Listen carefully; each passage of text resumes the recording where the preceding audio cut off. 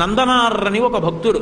ఒకప్పుడు ఆయనకి చిదంబరం వెళ్లి నటరాజస్వామి దర్శనం చెయ్యాలి అనిపించింది. యజమాని దగ్గరికి వెళ్లి అడిగాడు చీకటి పడుతుండగా, అయ్యా రేపు చిదంబరం వెళ్లాలనుంది, నటరాజస్వామి దర్శనం చెయ్యాలనుంది, నేను వెళతాను, నాకు అనుమతి ఇవ్వండి అని అడిగాడు. ఆయన మహా ఐశ్వర్యవంతుడు, మంచి మదోన్మత్తుడై ఉన్నాడు.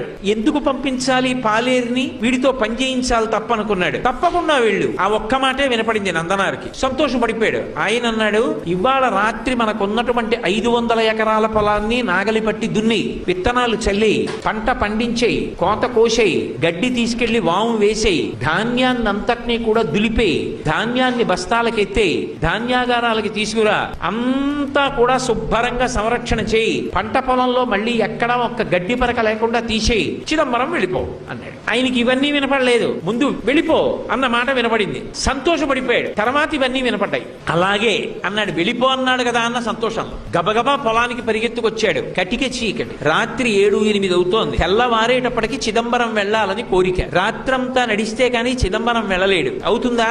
ఒక్కనాటికి అవధానం అర్థమైపోయింది. అయ్యో, చిదంబరం వెళ్ళమన్నాడన్న ఆనందంలో వచ్చేసానే, ఇప్పుడు నేను ఈ చీకట్లో ఈ పొలం ఎలా దున్నుతాననుకున్నాడు. ఒక్కసారి ఆకాశం ఆయన స్వరూపమేగా, పైకి చూశాడు. శివా నరిచి నిన్ను చూడకుండా ఉండలేనయా అని స్పృహ తప్పి పడిపోయాడు. ఆయన తలుచుకుంటే ఒక్కసారి సంకల్పం చేస్తే పంట పండేస్తుంది. కానీ తన భక్తుడు పడవలసిన కష్టం తాను పడాలనుకున్నాడు. కైలాసంలో కొడుకులిద్దరిని పిలిచాడు. విఘ్నేశ్వరుడు, సుబ్రహ్మణ్యుడు, ప్రమదగణాలు, పార్వతీదేవి అందరూ కలిసి భూమి మీదకి వచ్చారు. శంకరుడు స్వయంగా పంచె తీసి పైకి పెట్టి గోచి పోసి కట్టాడు, నాగలి పట్టాడు.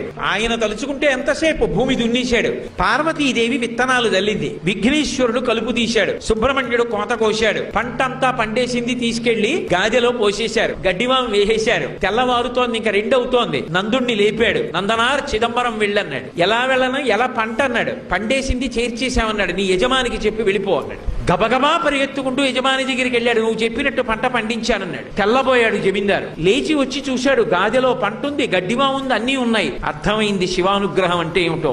నందనార్ కాళ్ల మీద పడ్డాడు. నీ భక్తి నాకు అర్థమైంది నందుడా, వెళ్ళిపో చిదంబరానికి, నేను కూడా మారిపోయాను, ఇక పైన ఇలా ప్రవర్తించనన్నాడు. చిదంబరం వెళ్ళాడు. అర్చకులు ఆయన పట్ల చాలా కఠినంగా ప్రవర్తించారు. అగ్నిలో ప్రవేశించు, నీకు దేవాలయ ప్రవేశం చేయిస్తా ఉన్నారు. అగ్నిహోత్రాన్ని రగలిస్తే శివుడికి నమస్కారం చేసి అగ్నిలోకి వెళ్ళాడు. అగ్నిహోత్రం పుష్పమాల అయి ఆయన మెడలో పడింది. శంకరుడి దగ్గరికి వెళ్లి నటరాజస్వామిని చూస్తూ ఆనందపడిపోయాడు. ఆ సంతోషంలో చూస్తుండగా నందునిలో ఉన్న తేజస్సు వెళ్లి నటరాజస్వామి యందు ఐక్యం అయిపోయింది. కారుణ్యామృతవర్షిణం, ఆయన దయకి హద్దుందా? ఆయన్ని నమ్ముకున్నవాడు పాడవుతాడా? సర్వకాలముల యందు తన భక్తుణ్ణి కాపాడుకుంటూనే ఉంటాడు.